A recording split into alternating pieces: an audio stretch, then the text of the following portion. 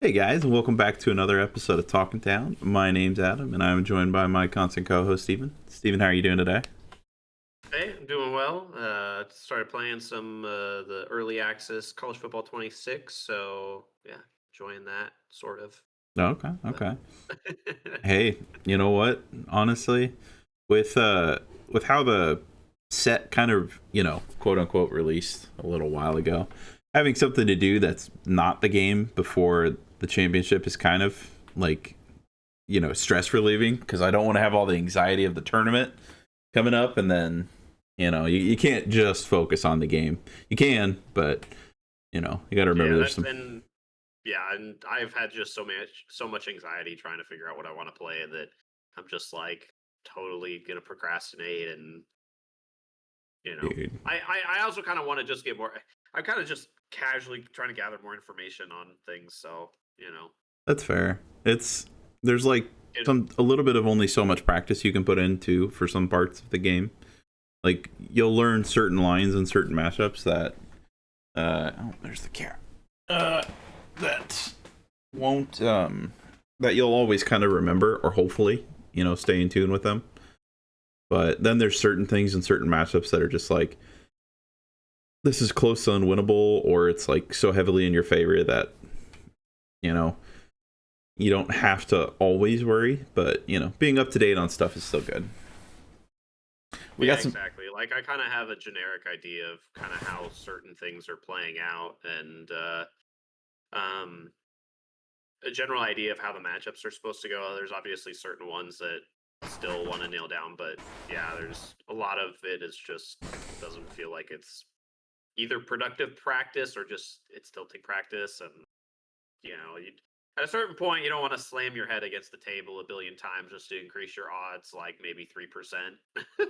Yeah, it's I think you and I have played quite a bit of like Yellow Vader into to Ray, and it's I think at this point we kind of know the pinpoints, and if we don't hit those pinpoints, the rest of the match kind of becomes like kind of a waste because like sometimes there's just not an out that your deck can find, so you just might as well like kind of wrap up and go next.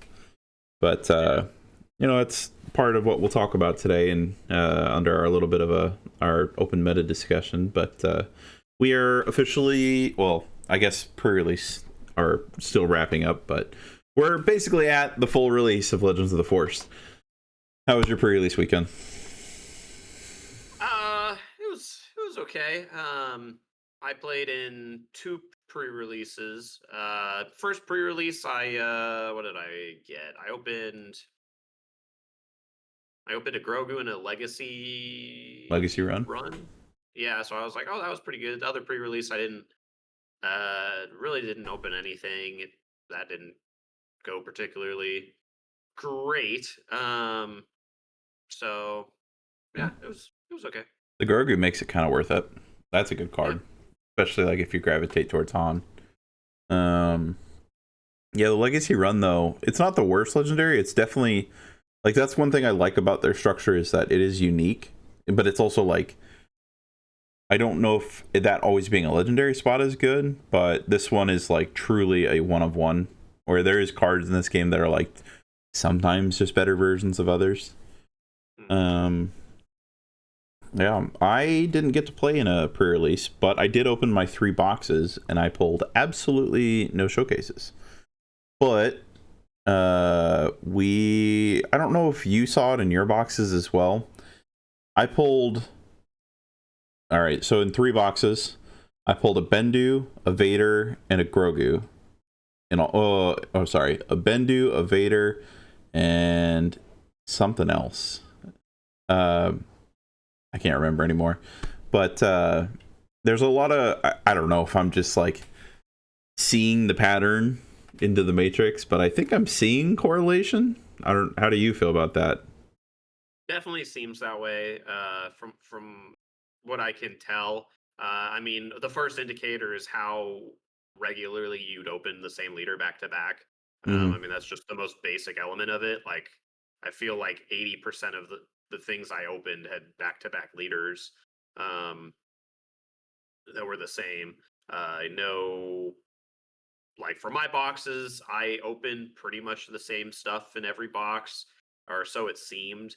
I mean, thankfully, I got two Vaders out of my boxes, out of my three boxes, but I got I got Leia's in I think every single one of my boxes. I got Grand Inquisitors in every single one of my boxes. Aside from that, I got Constructed Lightsaber in two out of three boxes. Hmm. I got the Raid Legendary dude Oh, in two out of three Marche boxes. on row. Well, actually, no, I think I got it. Well, I got three of them, so maybe three out of three boxes, or pulled two in one. But Huh. um, yeah, it I don't know exactly what the mapping is because, like you said, you opened Vader and Bendu in two. I didn't open any Bendus. Um, What's crazy is and that between 6 boxes between the both of us, neither of us saw an Anakin. Did you see any Yodas? not in my regular boxes. I pulled two Yodas in my Okay. Carbonite. Okay, I so got in yeah. 6 boxes, you and I both saw no regular Yodas and no regular Anakins. Well, not even just no regulars, nothing. I didn't Yeah. get anything Yeah, that's fair. of those. So I got Uh, yeah. all I know is that everyone is on a hunt for a playset of Yaddles and a playset of Addies. And it's just like they're looking to buy 3 of, and I'm like, oh man.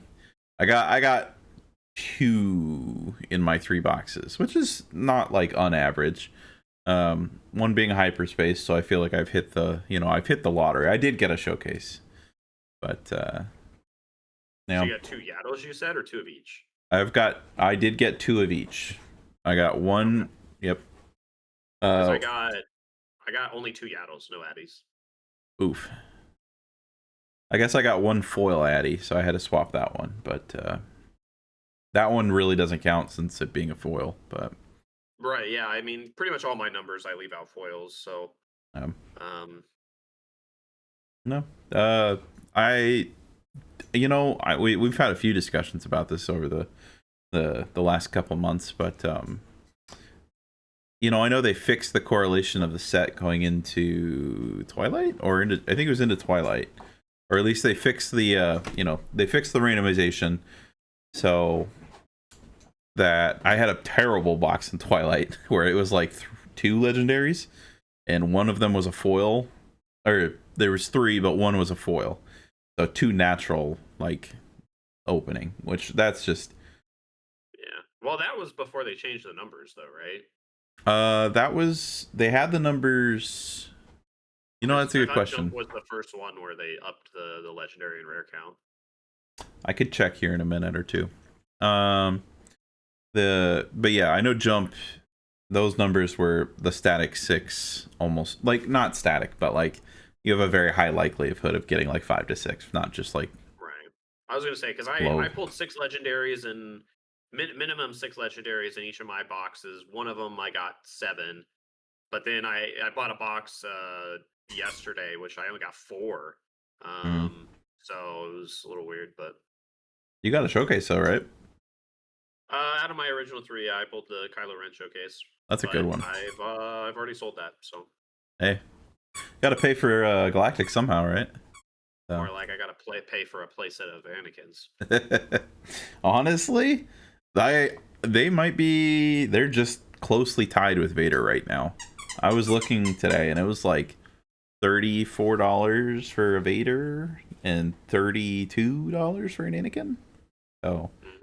I was like, there's Although like a, it's funny because right now, even like in my Ray deck, I'm honestly considering dropping it. I think it's either like it can be really good because that -3 is like low key, like I don't know, it's helping the big Vader problem. Like it made people put Lurking Tie away. And then the more I've played Vader, the more I've been like, I need Lurking Tie back in the main to deal with all of this, like just horse crap flying around. But yeah, I don't know. The correlation coming up to this legendaries, it's like I wish that You know, honestly, I don't know. I'm not actually going to complain about anything here. We've got like 4 legendaries that are worth more than $20, I think, right now. If not mistaken, and that's like probably some of the highest value we've gotten in a little while. So Yeah, stuff right now seems like it's holding to uh, at least maximum value wise is sitting where Spark settled once we got the reprint, which is yeah, good. I mean, as a consumer, I love to see $65 boxes, but at the same time, you hate to see $65 boxes yeah, because if they are $65, there's nothing desirable in them.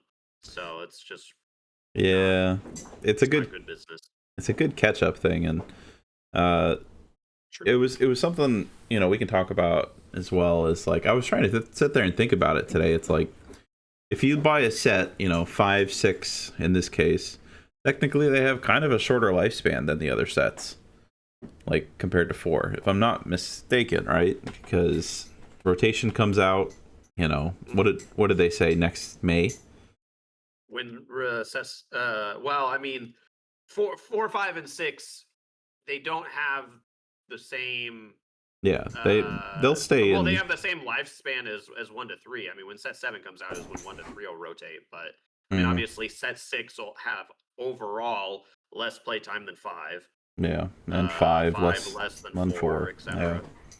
So it was just something I was thinking about as I was like trying to figure out which cards I need to pick up, because I, you know, I got to pick my battles right now with the, you know, it's still a card game, it's still a hobby. You can't like let it financially ruin you. That's bad advice. But with that, you know, I had a blast. We had a pre-release this weekend with, what was it? Technically like 42 people, right? I mean, we were capped. Yeah. We had capped. We ran out of pre-release kits, so Yeah. um, yeah, we hit the There max, there at least for what that store had. I mean, yeah, I'm sure you could get more, but say you and I didn't play. I was just kind of there for a little while, but the place was full, which was really cool. And I know there's a bunch of stores in the area that we had a bunch of players basically move like a mob to like go raid their pre-release kits and see what they could get. So it was pretty cool. I know there was folks that drove from every single store to pick up one box to like just, you know, spread the love around. And I was like, you know what, that's really that's a fantastic thing to do. Like, this is the, I mean, we we've been playing at, you know, our local Dragon's Lair here for probably the majority of the last year, but this is the first time I've bought boxes from them. Fantastic experience. They let us pick up on July 4th, no, July 3rd, so that was for my birthday. And it was just a good time, you know. I try and make sure every different store gets something though when I buy mine, but it's a good time to be playing some Star Wars, and I think it's a good way to kind of roll into, I guess, what was discussed a little bit last week. Did you watch the Fantasy Flight video, or did you just kind of read the recap? I didn't. It depends on what it. I'll sometimes watch it back, but if it's usually announcement stuff like that, I usually just get the gist. That's fair. Sometimes there's a lot, and sometimes there's, you know, it was actually a relatively short video, which was kind of interesting. But yeah, basically they brought it to everybody's attention that there was going to be no changes to the current meta. They're very, very aware that Force Throw is very prevalent. The other cards that they gave mentions out to were General's Blade and, oh my gosh, I'm forgetting the third one. Force Lightning. Thank you. All of these. So there's really only one card here that is like a problem, and that's kind of Force Throw. And the other two are just kind of interesting to think about, because like with this set, we're finally introduced more units that Force Lightning is an actual tool. And I've played a little bit of, you know, Talzin Red, and it's a really cool card to use, but it's not oppressive. So I'm confused as to where their concern is, but maybe it's not something we have experienced just quite yet. Yeah, I mean, I don't think it's widespread enough for us to really have felt the effects. Mm, I mean, we've all kind of been able to identify why the card is potentially super good. yeah. Because I mean, one could argue that with a force unit, it's effectively just a remove all, right? It doesn't Hmm. matter what it is; it's just going to kill something uh, resource dependent. But nowadays with the lower force units, you can play a 2 cost. You can kill a 4 health thing on turn 2, 6 health on turn 3, and then you start getting into, guess what? I can just kill a leader on flip very easily and not even have to spend all my resources now. So Yeah. The leader is part of the problem there, but and we'll jump back to force throw here in a minute, but cause they're kind of in that similar boat where it's like this just catch all. I think that if force lightning is truly something you're concerned about, you have to they have to really let the game breathe probably for the remainder of this set to actually see if it's a problem, because outside of Talzin, I don't think there's a. I mean, I know Maul is kind of running around, but other than that, I don't yeah, see it. I don't see you it. just don't have the decks to fit into it because it's villainy. Don't get me, No, if it was just heroic or not heroic, N- red no. aggression, it would be in Red. Yep, everything. that would It'd be in be. everything. Yeah, But it's you yeah. just you just don't have the decks that utilize it. I mean, the only deck that previously used it really was like Vader, Hmm. set from set one. Doesn't really exist. Talzin's the main person now. I guess the other option you could do is like maybe Thrawn Red, but like I don't think you typically want to run that many force units in that anyways. And then you have like Grand Inquisitor, and Yeah. Grand Inquisitor, I mean, sure, it's a great This. removal card, but they probably Yeah. want to do other stuff. This might be the best set for Grand Inquisitor so far, though. It did get a ton of useful tools. That being Kind of said, run with it a bit, but it still seems like it struggles because there's so much yeah, healing in the game, and you kind of just need to like Grand Inquisitor just wants to ignore board, and if when they play when everyone plays Yaddle Yoda, yep, your natural it curve doesn't you're outs, not just winning. like yeah, it would take a lot for Inquisitor to like close out the game, but it can get a lead. But it also it's like your natural curve progression decks are just going to like swat it like a little bug eventually at at the 7-8 resource turn. Yeah. Uh, so then the other one, General's Blade. This one I'm really confused with, to be frank. I understand why they might be worried about it, because currently they have now more 2-drops than we've ever had. It's usable in both, heroic and villainy. Uh, I, it is technically action cheating, or not action cheating. It is resource cheating, but also like it's truly something that the meta has to work around, because like everyone knows that when these units, you stack a unit and you take 5 damage on turn 2, is that the end of the world? No, not really, because that unit can be power of the dark sided. That unit can then be felled the next turn. Now shatter pointed. It probably can't be taken down, but there's just waylay is anti upgrade tech. Uh, I just don't understand. That's all. And maybe you can make me understand, Steven. Do you know? Like I understand that it's a good card or it's a good quote unquote combo. And what's so funny is in the immediate sense, it doesn't seem all that threatening, right? Like, Mm, okay, you're gonna probably smack somebody for 5, maybe another 5. But like the drawback is, if you get rid of it, you've lost 2 cards, and if you attack with it that turn, you get to play something. You get to play a 2 cost for free, which I mean, isn't really that backbreaking, and especially with the way the game is kind of getting played right now, they've kind of just played a cheap card out of their hand, and with how much hand hate potentially exists, it could be detrimental to them. The mm, biggest the biggest thing where it's kind of just if you don't have a way to deal with this, not only do they hit you for 10, but then they play a 6-drop on the next turn. That Yeah. I think is the scariest thing of the whole thing. The fact that they can play a 6-drop that next turn, because there is just something about some of these 6-drop units that are meaningful. Uh, being able to play a mace in that following turn, Hmm. use the force, and then probably kill either your turn 1 or turn 2 with the mace, and now you've got a 6/6 like that I think is the problem. And when you don't have an answer, it is very much an auto win.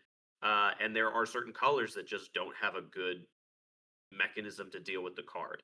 Like, if I mean, obviously every color has some access to upgrade hate. So that's the other element of why it doesn't make sense. If General's Blade turn 2 is such a problem, and people are just losing the game on it, I mean, you just start maining upgrade hate, or you start, or you just side a decent amount of it. But Yeah. there's already so many of the already popular decks just have built-in mechanisms to deal with it anyways. You know, like you brought up with the 5 to 6 drops that come out a turn early. Someone did hit me with a Poe on turn 3, turn 2. Oh no, turn 3. Has to be 3. Yeah. Turn 3 4 resources, yeah. He it was like, I think it was Avar Chris with Consular, and it was just like, okay, yep, that'll do it. No, that's turn 2. Yeah. Oh yeah, I'm sorry, I thought you were talking about General's Blade. Yeah, if it's No, you're fine. Consular with Avar. Just I was just thinking of, like, I mean, they run together. The deck, if it has General's Blade, it has Jedi Consular. Yeah. I can understand their hesitation. I'm just maybe surprised that they're thinking of that card specifically too. I guess we'll see. I just don't think that style of, like, that line is going to take away, is going to be what puts it over the edge. And maybe we'll see there's more cards that come out to support it, but it'll be interesting. And finally, to the big bad, Force Throw. You and I have had a lot of discussions about this card internally and on this podcast. Chaotic Mundi puts Force Throw over the edge to me, and you should be ready to play against it. 9 out of 9 rounds, 8 out of 8 rounds, however many rounds we have at the tournament. Most decks that play it may also have a big unit to throw. They may also go for extreme levels of hand hate. It's a cheap one cost removal that can kill a leader. I don't know what else to say about it at this point. That I'm not. There was another card, but we'll get to it in a sec. Force Throw. Yeah, I just don't know what else to say. I could completely see 7 out of 8 decks in the top 8 of the Galactics being Force Throw decks. I could see 8 out of 8 being Force Throw decks.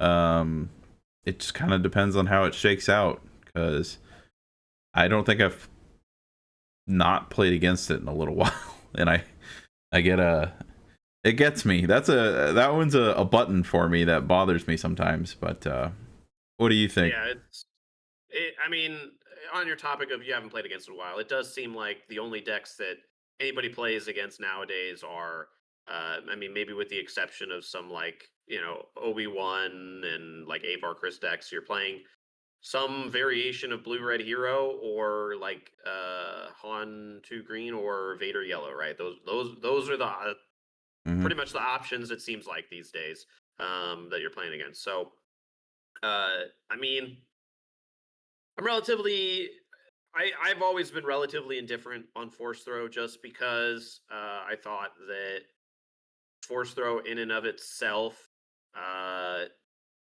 had a good amount of skill expression to how you played the card.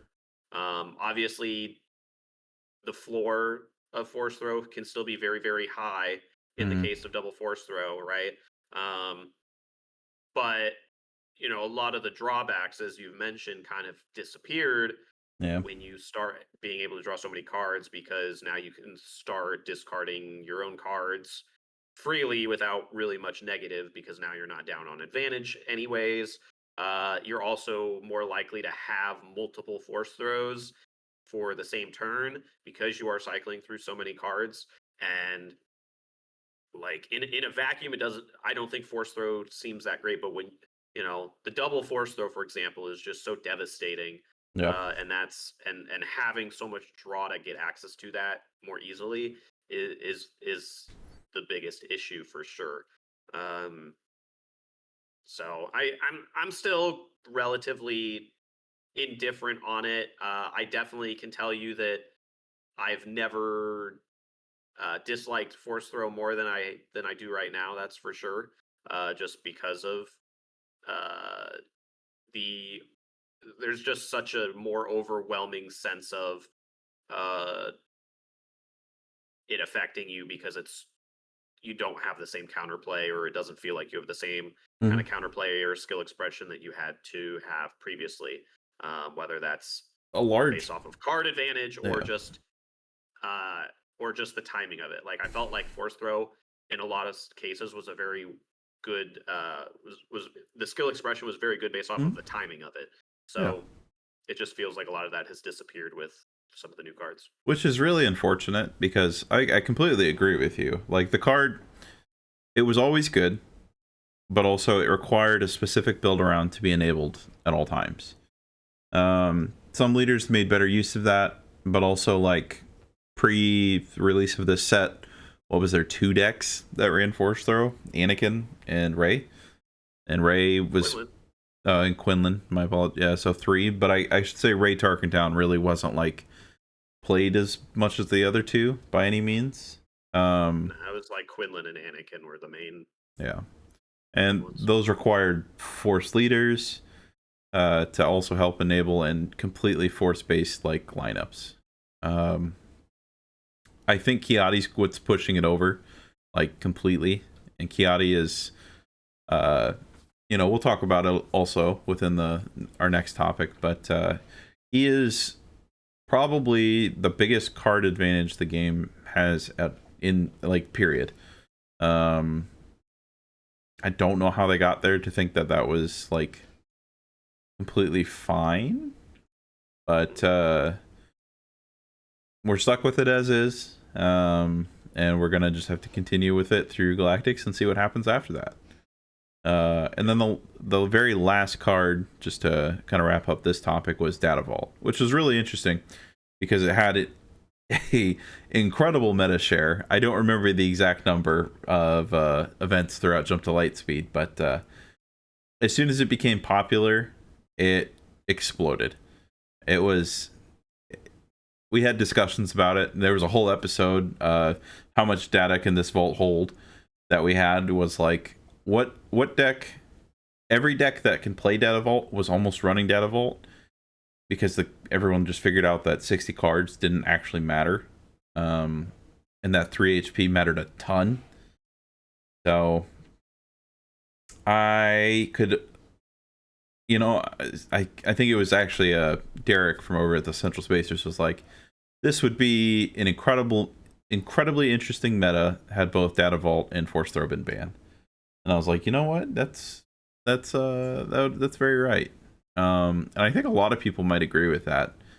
But also, I still think Kiadi would be a problem. But See, it's funny because you say say they do ban the main problem card that I think most people say is force throw. Say you ban force throw today. yeah, How does that actually change things? And like in my head, a lot of those heroic decks that were playing it kind of just stay the same. They oh might go yeah, down a little bit in playability, but I don't really think a whole lot changes. I think it maybe changes the field around them a lot more because they're not threatened. They don't have to be threatened by it now. hmm Um, but I don't know that it actually changes the decks themselves that much. I agree with you because Force Throw feels like icing on the cake, whereas like Kiadi is the cake. Where previously it was just the good part, but now it's this whole dessert that everyone is running around with. Everybody has a cake in their hands, and there's nothing you can do about it. I don't know where I'm going with this, but I think the message is clear. Yeah. How did you feel about Data Vault? I mean, it's kind of mute because it's also a base, but I'm indifferent. I mean, do I think it's good? Yeah, it's definitely good. I still was never big on uh considering Data Vault being a problem. Uh, I mean, it definitely made certain decks. The reason, like, I hated the aspect of Data Vault where playing the 10 extra cards was actually a benefit to you. That's the yes, piece of Data Vault that I hated. made Because Vigilance Mill decks bad. right. So if you were playing a top end deck, and your control, because Data Vault existed, if you were trying to play anything that wasn't Data Vault as a control list, you were just worse. You were just worse off, Yep. because you probably had less health to begin with, which is going to be a detriment in a control matchup where you're potentially going late anyways. You're slightly hampered into other more aggressive decks because you have less health, so you're hurting your matchup there. But that piece was what I hated more. The detriment was actually a benefit, and then you were getting its own benefit. So It that was really the only thing that I disliked. It made deck building arguably easier with your ratios and such, just because you could play these cards that you always wanted to play but just didn't have room for. So again, arguably, I don't yeah, think it requires a ban, but it's just a good card. it's another one of those things I think about. It's going to be around for the next 2 years, and depending on where we're at after the next set, then I'd be curious to see like what is the power level of our first 6 sets accomplish, and should Data Vault be like, should your card pool of 60 cards, 70 cards with Data Vault be, that much more bang for your buck? That Data Vault should just be ran because you're going to draw gas more often. So Yeah. that's I kind of mean, what I'm concerned with. But the other element of it too was, um, like, sure, you had all this extra stuff, so you were more likely to draw gas, but at the same time, with kind of the introduction of even some of this new stuff where it's so heavily advantage based, right? You just have more card advantage. Like, mm, I think that's a necessary thing in order to help push out the Data Vault decks, right? Because you maybe sure have that a little bit of extra health, but when they just have more cards than you, it's more cards that you then have to deal with, and a lot of those decks are just playing one card a turn.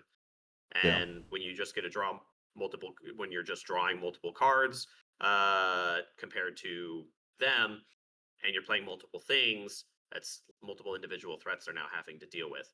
Don't get me wrong, Vader, Maul, still very good reinforcement walker, but because they're mm, also still a little bit more low to the ground, they're just building this card advantage to get their mid and late game bombs guaranteed almost, even though they're kind of just tempoing you out to an extent. So yeah. The other problem I have is, you brought this up, but uh, basically enforced or reinforced that blue green was the best combination to go with Data Vault. Like, and it wasn't even close. Um, I mean, Han could do it because Han had unit recursion, but like, if you look to any other actual control deck, it was pushed out of the meta. Bosk can run Data Vault, but like, what's the point of Bosk Blue? Was always the version that basically made your opponent deal with these things. And that was kind of, I mean, yellow blue could arguably be like the top end of control cycling, and then you go green blue, and then depending on the card pool, like red green was kind of there was a little bit of a trifecta sometimes. It all depends on like how well the players play. But as we saw at the end of the set, Bosk was basically like went from arguably one of the best control decks to non-existent because Han, Ray, Kira, all three of those could just out unit, keep pace with quality unit, or like keep pace with damage, and just last longer. It's like the strength of vigilance was to mill and heal, and doing that Yeah. didn't even put a dent into like actually bringing down the life totals to like a base level. Plus, Yeah. Boss And Guard, he just draws himself out. right, exactly. I mean, you have to play 2 vigilance to just be up 2 cards Mm-hmm. at that point. And the other element of it too is your games are taking forever, and those like Data Vault just is going to make the game take forever if you guys are responding to each other. And Yeah. if you're playing those matchups a bunch as Bosk, you better hope to win game 1 because you're probably lucky to finish game 2 even. Right? And that went for just about any Data Vault mirrors. Like, if your name wasn't Boba Fett playing in the Data Vault mirror, it's a slog. It, and that's just why I refused to step into that arena. I was just like, I'm gonna play an aggro deck so that I just don't have to like worry about this because like I just don't want to. I don't want to be on the receiving end of like what happened to Daniel at regional. Right. and Um, and it feels really bad too because you especially when you're like I know the matchup, I'm winning this matchup, I'm doing everything very very quickly because I know exactly what to do, but like even just the little bit of extra time that it's taking your opponent is just taking forever. It adds up because yeah, you guys might still be going to you might be, I mean, you're playing 60 cards and you will go through probably over half of your deck before the game ends, unless somebody just draws really, really poorly, yeah. There or was just doesn't have an answer. it's like that one game. Even if they both played like on pace and they're doing really well, like not like fast and flying through like it's game three, but like they're playing at a like a normal speed. Could still take 30 minutes, 35 minutes, and that's not that's a hard thing to risk. Even if it's your favorite play style, it's just like you got to remember that the game is within the rules first, and then from there, it's what do I want to build to accommodate to those rules. But Yeah. at least control can exist, whereas previously with the double losses, it was just. Could you imagine double losses with Data Vault running around like as popular as it was? I just don't think people would be playing it nearly as much. Like No, I don't think it'd be as much of a general population thing. I don't know. It could be. I mean, some people, they could go some for people that like secure game one and then drag it out, but Yeah, exactly. And I think that was a lot of the strategy potentially too, is like, oh, well, going into the regionals there, it was, I know I'm going to play a bunch of Data Vault decks and, a lot of, I'm going to play against Ray, I'm going to play against Kira. How do I win game 1? And then just, I mean, don't slow play game 2, but, just don't take 3 seconds in action yeah, to be do your stuff, conscious right? about it. You know, Yeah. it's a long day though, but that's what practice is for. Um, but yeah, I think it's just our thoughts. I know we've talked about two of those four cards previously, so I'd say go back and check out the old episodes. If you do, leave a comment down below and be like, "We sent you here because of episode 19." Um, in the meantime, we have a fun little experiment that we're gonna do. Or not, I guess it's an experiment. We'll see how people like it. But let me get moved over to it real quick. I think it's this one. It is this one. Perfect. First try. Um, so today we are building a deck on the podcast with you guys. A buddy of mine who's going to the Galactic Championship requested that we make him an Ahsoka Tano Set 5 deck. Now, Steven and I were both like, we've got ideas. What are you thinking of with immediately out the gate, Steven? So my first instinct is playing a Ahsoka Yellow. I think I mean, the yellow is just going to pair better than most of the other colors and give it a uniqueness that so the deck doesn't necessarily just feel like you're playing a worse version of the other hero decks. Um, that's kind of where my first instinct was. It's going to give you uh, ambushers. It's going to give you still a decent amount of force units, and with those ambushers, grant you the force. So if you do want to access uh, Ahsoka's ability, you can. Mhm. That's kind of where my first instinct went. That's fair. So let's start here then, because I think we're both gonna say it'd be one of these 20 HP force bases because her ability. I don't think the yellow one's worth even looking at. But so we're in blue and yellow, and let's work our way through this one and then see what we can get to. So we got to put Yaddle in there, obviously, because it's insane. The And first thing that I was going to do, I would just put a force trait, put in your force trait, and then we can just scroll through the. fair, good point. Let's do that. Clear this. Let's see what we get. All right. I threw a Yetta and Yodel in there. Yodel? Yaddle? Yaddle? Yeah. All right, we got there. So the Ahsoka unit, I don't know how I feel about it, but I'm gonna put it.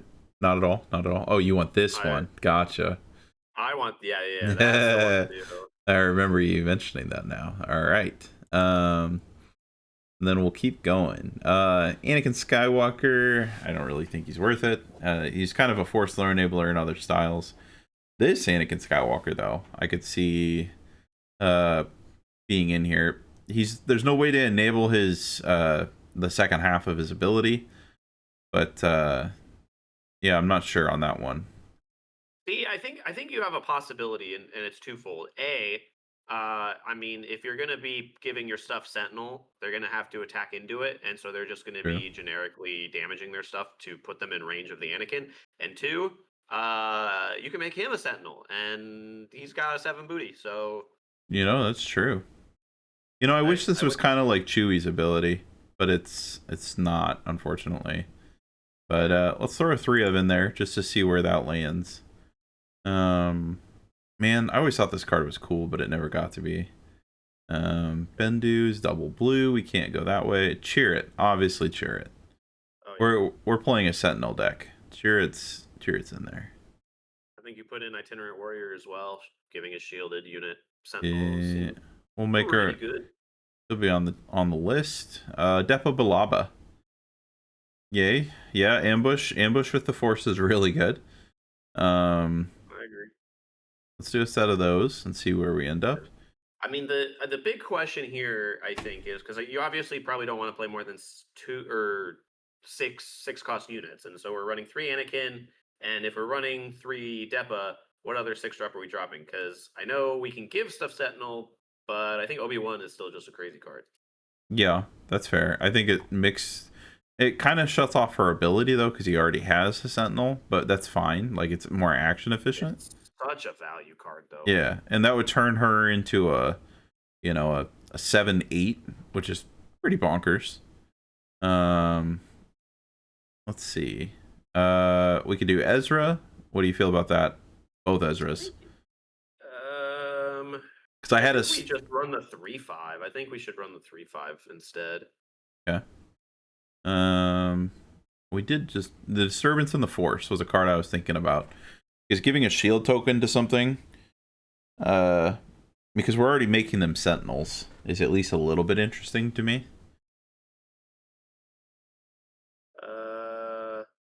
So you get the Force and give a shield token over. Yeah, I mean, I think that's certainly fine. I mean, obviously, I kind of look at She and Flurry first. I know we're just looking at Force stuff, but Yeah, that's that's the fair. first thing that I look at. We'll get to She and Flurry and just actually I'll just throw that in now because that card is very good. I'm just kind of curious at what he wants to use She and Flurry with, though. Well, you can use it with anything. It's just kind of give a thing ambush. So that's fair. I was just trying to think because, like, obviously we're probably going to run Qui-Gon, right? I mean, because we're running Luke, obviously. We could run the Qui-Gon. I'm trying to see what else here. You know,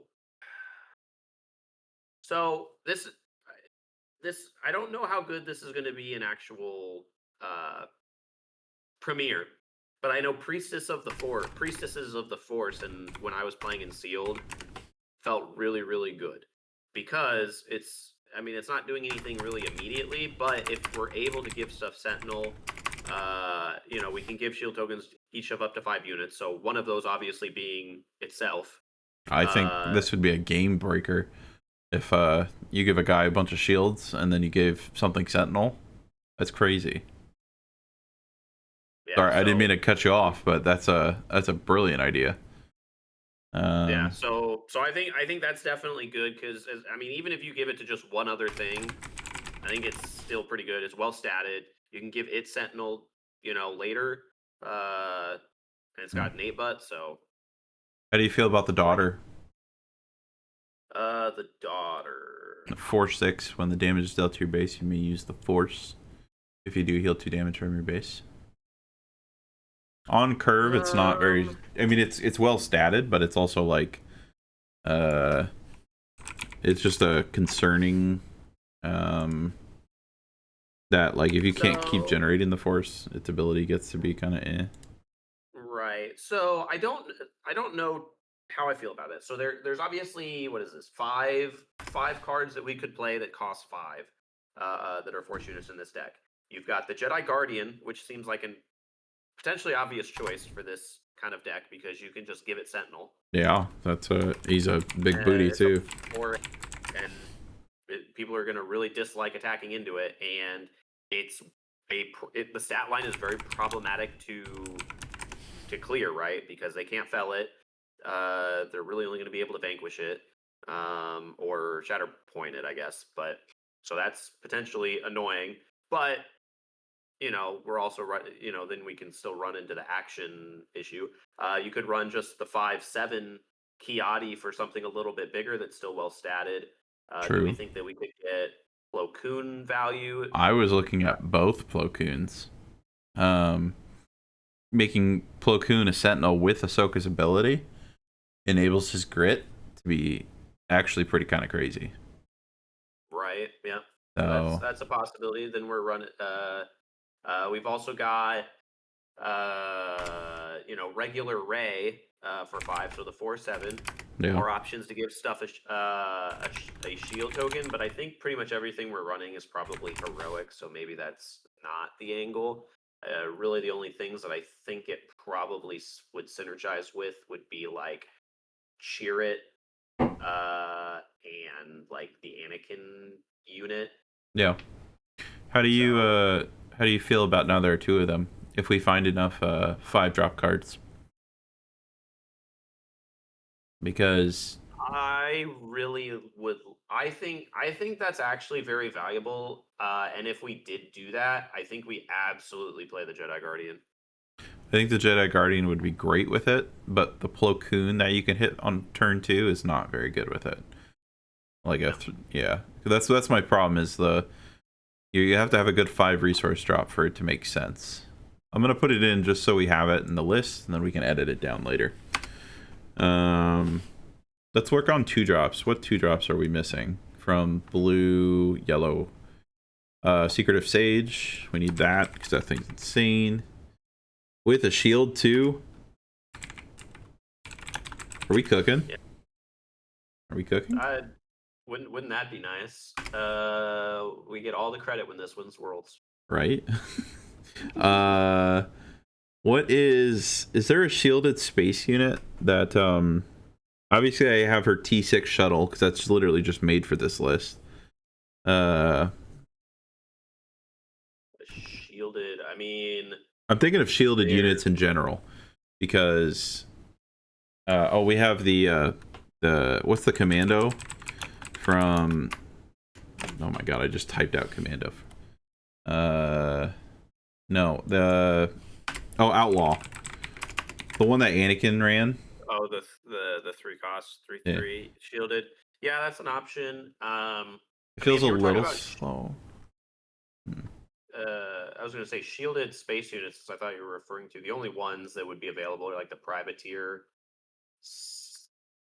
Dyke, Yeah. which the gold leader, and which maybe I mean if it's defending, the defender gets -1/-1, so it plays into that, and then just the regular ghost, where you can give a shield token to another Spectre unit. But I don't know if that's kind of where we would want to go. Yeah. Admiral Yularen? Not worth any? No, that's all just space. I just always Yeah, I don't think think of him when I so. think of Ghost Synergy. Right. Asteroid. I like Asteroid Sanctuary. Uh, I don't think in this list it makes much sense right now. But No, no, I don't think so. I mean, it's could Axe. still play. I don't No, know. I don't know. Probably not no. Owen Lars. Um, I mean, I'll it throw just Bolt. depends. Is there any non-force units that we'd be open to playing here, right? Because um, we could do. What do we got here? I mean, there's still the Padawan, the 2/3 Padawan. Oh my gosh, why are we? Yeah, Youngling. Youngling Padawan is an option there. So that puts us at 9 turn 1 plays. Um, Average number you like is 12, right? 11 to 12, but 12 is usually my minimum. You've also got Night Sister Warrior, which is the 2/2. You can draw a card, drawing cards. Definitely nice. If we're playing Sheehan Flurries and stuff like now there are two of them, you're going to be running out of cards, but at the same time, you probably also want your turn 1 to be able to live. yeah. So like your actual sequence here is basically you're gonna play your turn 1 unit, and if it's a Secret of Sage, you can use it to shield, or you can give it Sentinel on the following turn. Um, Problem is he'll have to attack first. Obviously, he'll go towards their base because you don't want to pop your shield after you've acquired Sentinel. Um, and then, that's 3 actions to attack, give him Sentinel, and then play your own card. So I could see that being like a little heavy on the amount of actions it takes, but also that's just his start to the game. Yeah. Let me Yeah, go I was get. gonna I say. I forgot mean, I Jedi think Guardian. just one of the inherent flaws of the deck is it's going to be very action heavy. Yeah. Uh, the other one I had Porg. Or Yeah, just give it Sentinel. is that's the zero? I don't know if we'd have room for that. Though, is the thing. Like, Yeah, I that's just know. I know. because like I mean I put some of these cards in. What are we at? Where I'm like I don't know if I put in exactly the same stuff as you, but I'm at 57 already. I'm at 57 as And well. okay, and like we haven't even touched probably removal events that we want, Nope. like Shatterpoint, We also Fell, or need Luke. Because Luke is obviously the okay. Well, you've definitely got more stuff in there than me at the moment because I've got or different stuff in there because I've got Luke in here already. So I put some of the events in as well. Yeah, I'm getting to them.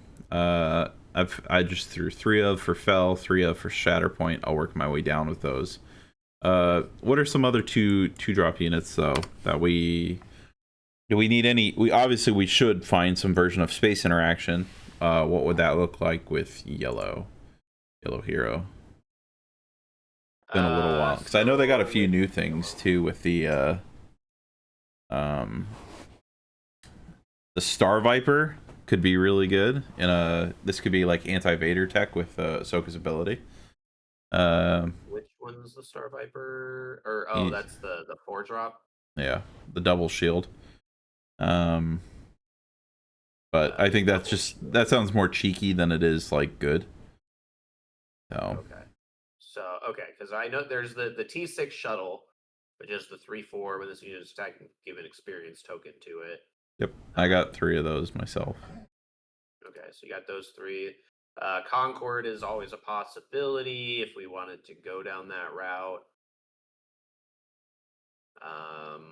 The Concorde is probably still the best space interruption, but like Vader has like 6 or 9 answers to answer that thing, but it's still good to have. The J Right, type definitely. Nubian Starfighter is really good.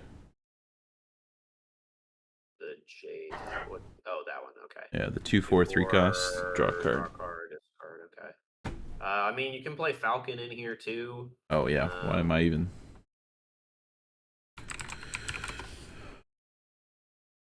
Not like that good in my opinion, but I mean, certainly fine, probably. Yeah. All right. So I'm joking on the Porgs, but I think Porgs would be funny, and because my original idea was double blue, and just spam units with Doom and see if you can like create a Mm-hmm. a giant board. Right. But could do. Is there any lightsabers, any upgrades that we're missing? That Jedi lightsaber, obviously. Yeah, I'd say Jedi lightsaber for sure. Definitely not Ahsoka's lightsaber. Oh, that thing's I mean, Jedi holocron's not too bad. Jedi holocron. It's the 1/1. You may heal 3 damage from another unit. Yeah, for sure. There's something else that I was thinking of. I mean, it's only a 1/1. See, my issue with it is I don't want to make cards that force you to play off curve, and since that's a 1 cost and you don't have any leader ability to help you use up some of those extra resources, like it seems a little weird. What's there was something else There's that also came out this Kanan. set. Is also something to think about. Kanan unit, right? There's constructed lightsaber that you could run. There's also heirloom lightsaber. Do either of those to you prioritize over Jedi lightsaber? No, I think Jedi lightsaber is most likely. Oh, what about electro staff? Ooh, I'm a fan of that. The attacker gets a -1. Yeah, yeah. Let's throw that in there. See if at least if we don't like it, we'll always whittle it down. But Yep. so we're still at 12 turn 1 plays. How many turn 1 plays do you want? I usually play 12 or 13. 12 or 13? Yep. Let's rock with the 12 because I think these are all solid 12 or like picks. Literally all brand new from the new set. Yep. I'm gonna cut these porgs out now before I make myself crazy. We have 6. Well, I guess we have. So let's address the spaceships first. There's 3 T6 shuttles. I have 3 Falcons and 3 Concord Dons. Where would you cut? And we have 3 Yoda and 3 Ezra. So that's 15 turn 2 plays. So, I feel like you could probably get rid of the don't get me wrong, Concord Dawn is very good, but I think we've got some space units that kind of do the Concord Dawn's job a little bit better. Just because you're probably better off being able to play the Falcon and just killing something immediately. Yeah. And then obviously the shuttle. I don't know how I feel about the shuttle. I'm still going back and forth on that. Obviously, if you give it Sentinel, that's great, but then Takes you're 2 running actions. into, yeah, it all kind of just depends how your actions play out, right?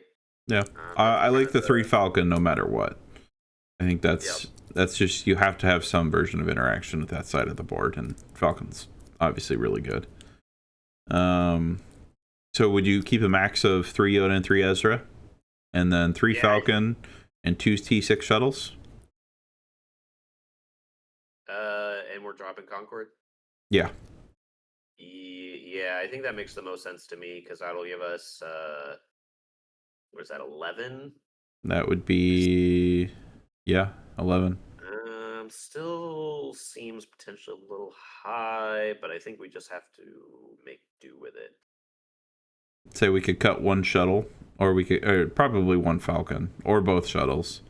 That's how I'd see it. Yeah, like I'd probably lean towards cutting another shuttle. If we did, we definitely don't want to cut ground because we want those cards to help give us the force. Yeah, I'm gonna cut both shuttles and just say we have the 3 Falcons. Okay. So that brings us down to 9. So, we're looking at 4 drops. We have Ahsoka Tano, Chirrut, Kanan. And then also in the events we have Fel and Shatterpoint, which in my opinion should both be 2s, no matter what. But yep. The 3 units are up for debate. See, so you don't have Itinerant Warrior in there. I don't. You're right. Let me get that. I was going to say, I think Itinerant Warrior is actually going to be much better than Kanan. Like, I know we're running Ezra that could buff it, but, I mean, that's the question, right? I mean, we're going to... Oh, no, it's so much better than Kanan. It has a shield. Oh, yeah, and yeah. It gives you some innate healing.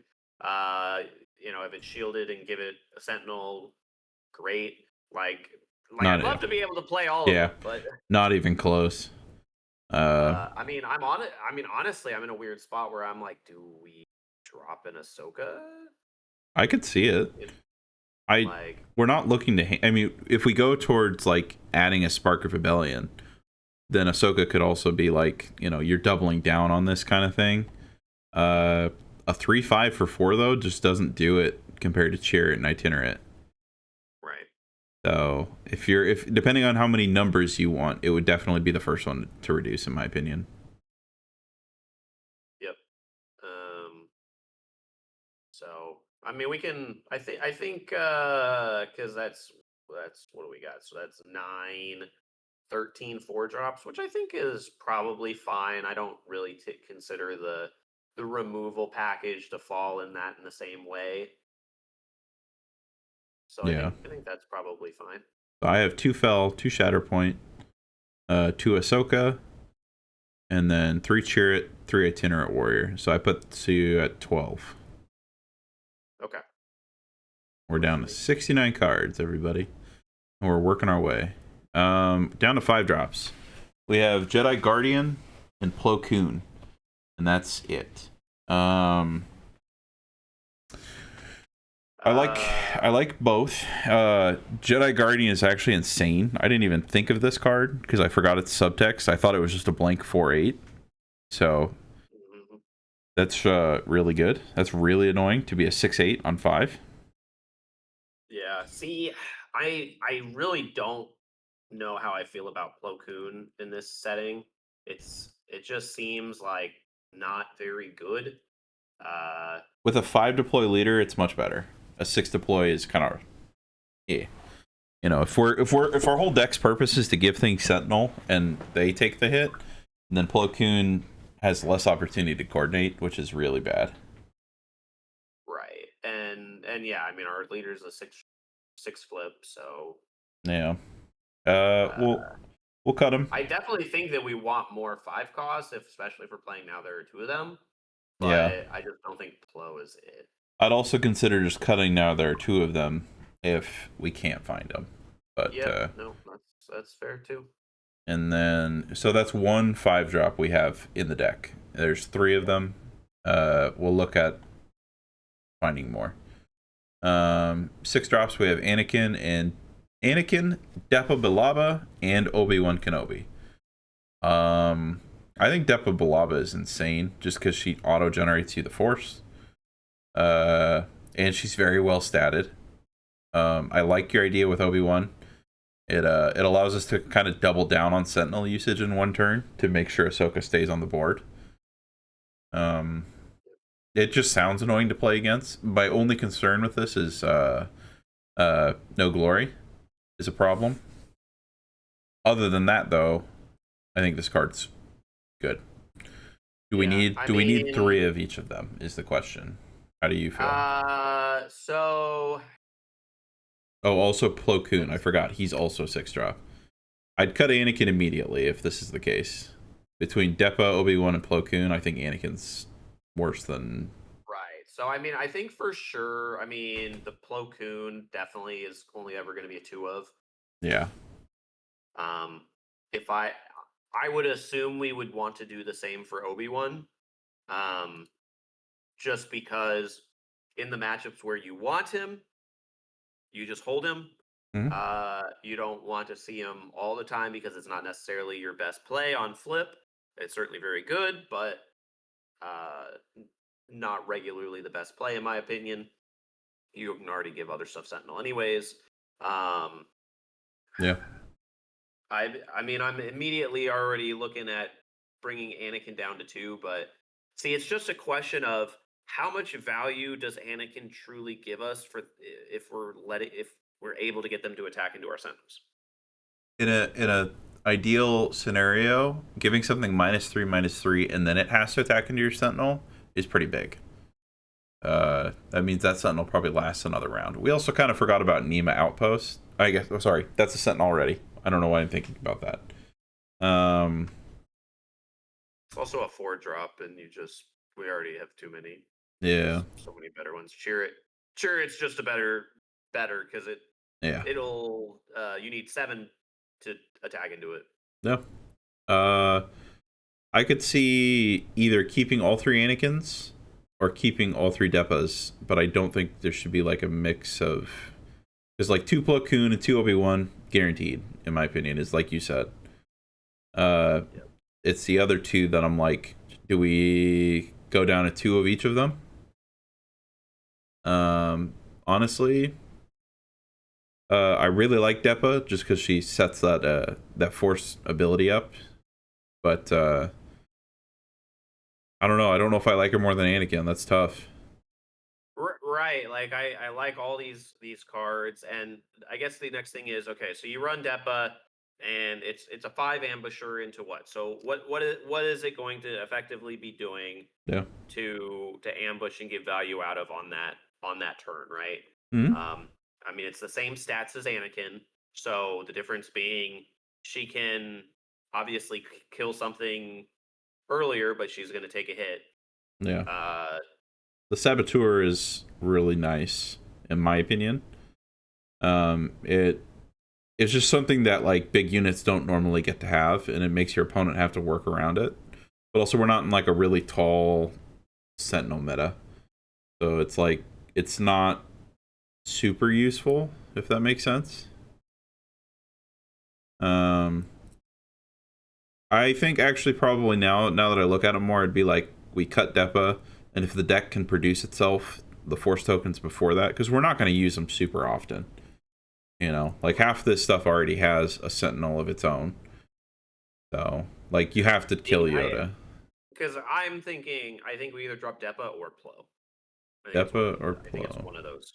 I would say we test Plo first, or have him, Okay, and then sure. let Depa be. You know, if it finds its purpose later, that'd be really cool. But Okay. so that's 7 6-drops. How do you feel about that? What was the 3 of that you were keeping? 3 Anakin, 2 Obi-Wan, and 2 Oh, Plo. okay. Yeah, I think that's probably okay. Maybe a little high. I was initially playing around with 2 of each. Um, We could do that. That makes sense because just because I we've don't know if we'll have the room, and yeah, we got a lot honestly, to. I think you could run. Yeah, I think it's probably 3 Anakin if you were to play it. If you had to put in a third one of a different thing, it'd probably be Plo just to put a big boy on board. Yeah. We have to put the mainstay of 3 Lukes in there. That's just a given. Um, yeah, I don't know. Right away. You recommended Priestess of the Force. How many copies would you say? I feel like it'd be 2. Yeah, no more than 2 for sure. Um, That just sounds backbreaking. Like I actually don't like the noise of that. That sounds awful. Because what's the stat like line? 6/8. Yeah. yeah, it's a 6/8, so it's already statted better than Luke. Um, and yeah, it's Yeah. kind of good. I, Yeah. so we have the Falcon as our space unit. Um, with as we go down. Onto events. I've got 3 copies of Xian Flurry. I'll be honest. Now that we need a, let's look back now real quick before we see if we can find another 5-drop. Can we filter this by cost? Do you know? Yeah. So if you in your search bar, if you type cost : and then the number, it'll display only the cost cards. I want to see. Okay. Because if we can look and see if there's any other 5s that are actually worth it, which I'm gonna be honest, I think our 4s are really stacked. We could do Graceful Purgle. That might be kind of nice to deal with Vader.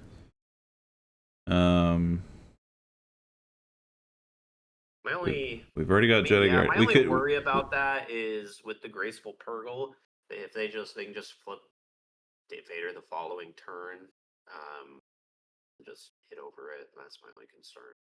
Fair. If it absorbs that much damage. Oh, Obi-Wan's Aether Sprite? Obi-Wan's Aether Sprite's definitely an option. There's, Geonosis Patrol Fighter potentially, if need be. Oh, I don't like it. It would just be a... Okay. Yeah, that'd be... Just a minus, yeah. So yeah, it'd either be Obi-Wan's Aether Sprite. I think if we wanted to get really crazy, the Legacy run and give it Sentinel. Do you know anything about this thing? The Legacy? What, the Legacy? Yeah. I know of it vaguely. This is the one where it's like it breaks apart in hyperspace, right? Yeah, this is filled with people. Yeah. This is filled with people, and it kills millions. It's giving it Sentinels just... That's like a hostage. That's... You got Syndicate Lackeys. Oh, man. I don't mind the Rey unit like you'd suggested. Rey unit or Plo Koon unit. Or Kiadi unit. Right, because it's just a question of. I've also got another suggestion, real quick. We could have just swapped this whole thing to red, because if you take a look here, what yellow do we have? Youngling Padawan, Millennium Falcon, Ahsoka. There are 2 of them. Xian Flurry, Disturbance in the Force. Yeah, those are really the only things. So, don't get me wrong. Yeah, I think red is definitely an option. Yeah. As going through it, I just initially was like, yellow has ambush. Yellow does have ambush, and we have not used any of it. No. I definitely do kind of like the Rey, though, because just being able to give something Sentinel and then being able to heal it just seems so annoying. Yeah. Do you think it's worth the because then we have to keep another 2 of them if we're doing that. Right. And then we have to figure out what to cut. Yep. Because otherwise, if we went to red, obviously Poe goes in. Yeah. Poe, Kiadi, Mace. All of those sound pretty good. Yeah. But he, honestly, he never said what color to go with it. But also, I think we're having fun mixing this thing up.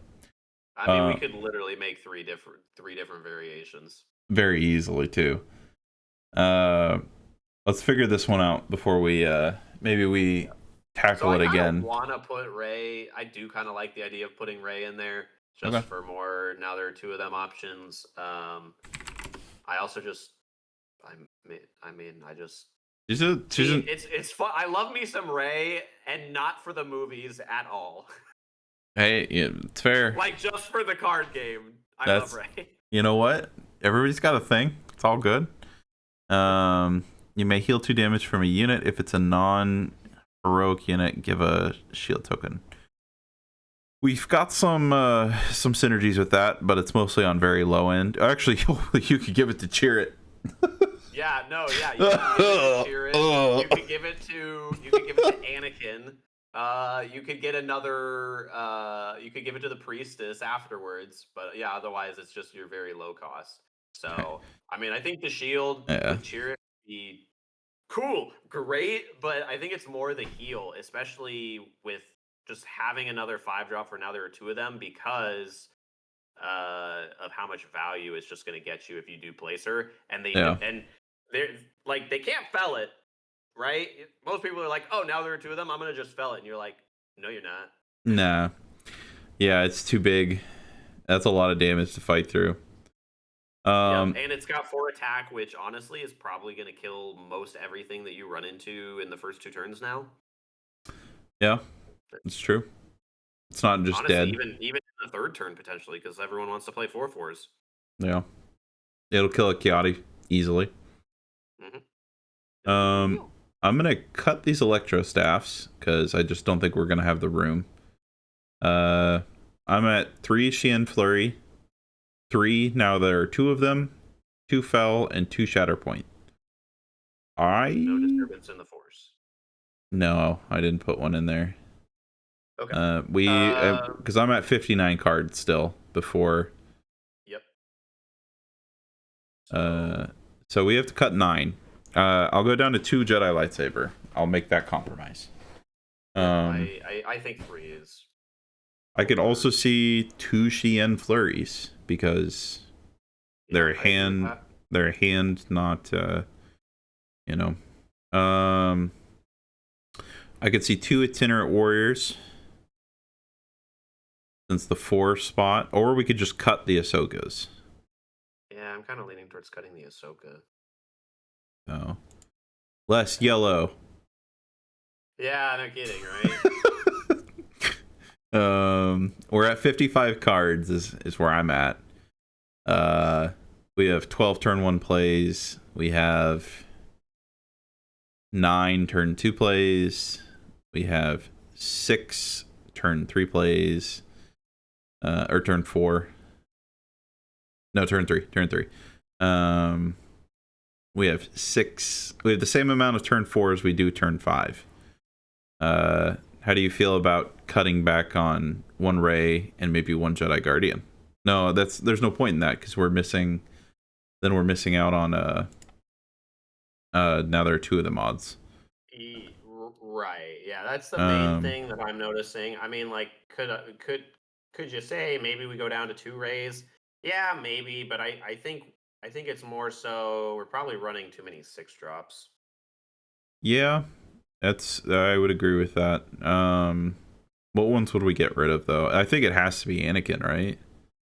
Like, if our goal is to make this like board stick, I think the other 2 are just better. Maybe. I mean, that's so tough. Yeah, Rey can give him a shield.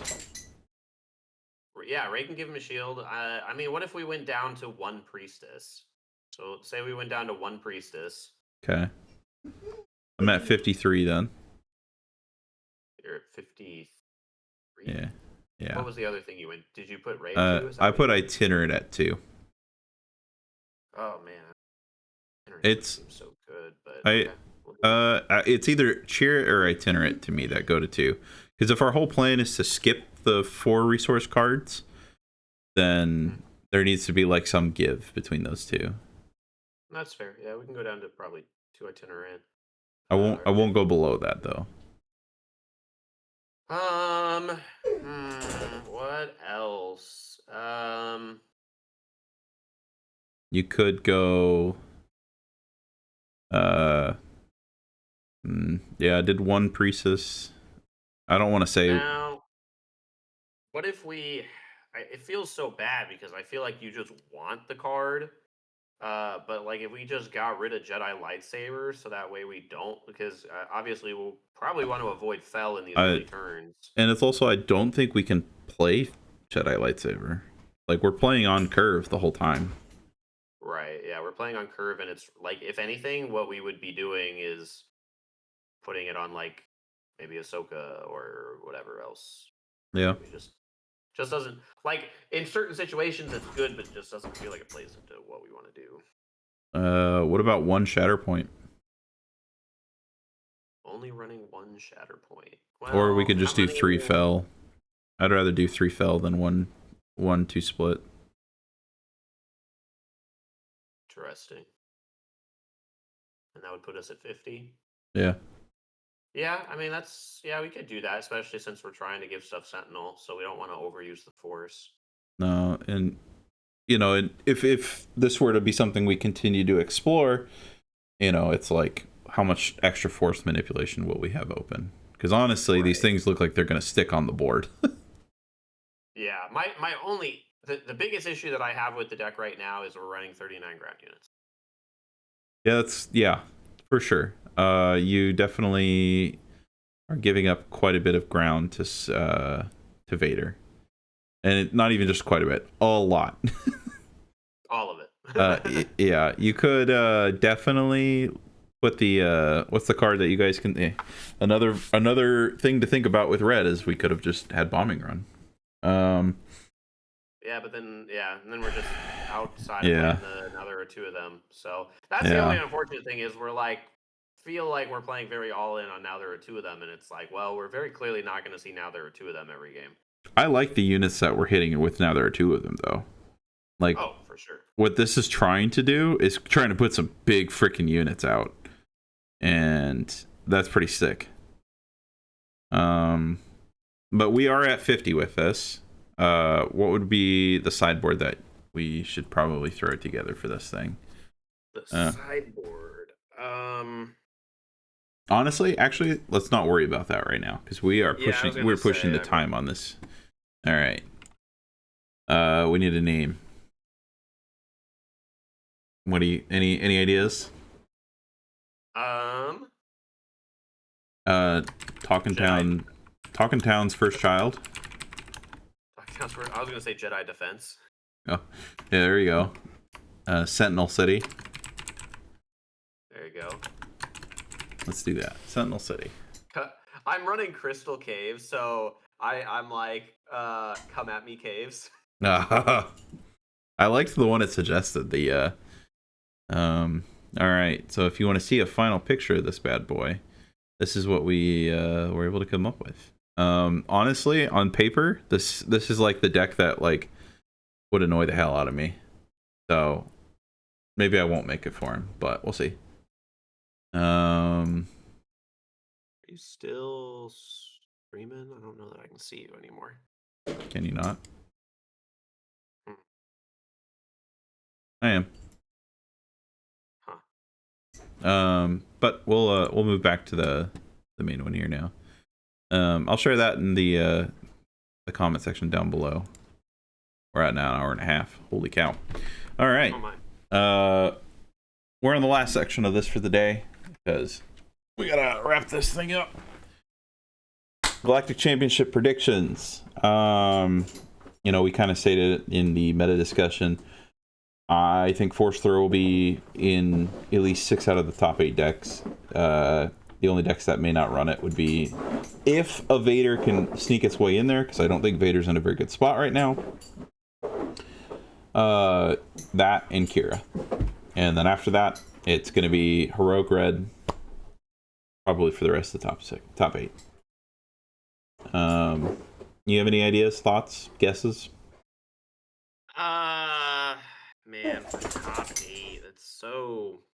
Sabine, I guess. So many unknowns. I mean, definitely going to be at least like 2 Han-2s that are going to make top cut, if we had to guess. I mean, Sabine, it feels so unlikely that Sabine makes top 8 because of how many, because I just don't think it's suited well into this heroic. I think Chirrut is just meta. A wall. Yeah, like I mean, you have to Chirrut. You just have so much innate restore with these early turns that decks are running. I mean, it's not completely out of the question, but if a Sabine deck were to do it, I think it honestly be because they're playing like a really heavy space strategy, and they just get the very early extra damage out of Sabine, right? That's kind of the way that I see it happening. And then you just have some top end ground stuff to deal. But I mean, yeah, I don't think there's an answer for Chewbacca in heroic space, like heroic at all. So Not really. No, it's all about having to damage it or getting rid of the upgrade. So not game one, basically. yeah, so they don't really have a Yeah. tool for it. Their tool Hmm. would be they probably have to like open fire it and then Oh, finish killing it somehow. I think that's a good thing to be cognizant of for sure, because that's 5 to 6 damage depending on the unit it's attached to every turn. And if you don't, you can hurt it like you said with open fire, but you can't do anything else. I mean, Jedi Starfighter exists, but people are playing that for Vader, and it's not exactly something to be completely worried about. So, Yeah, I mean, like nobody would play it if Vader wasn't like considered the supreme space deck, right? yeah, It's really only just good there. yeah. We've also got one more week and one more episode in between, to get like a finalized version of these numbers out. But we'll have to kind of check with our buddy Michael and see where he's at with Swim Metastats, see if he's got some kind of predictions on how the meta's going. I know there's no events that have happened, but like, maybe there's some form of data that's already being collected for set 5.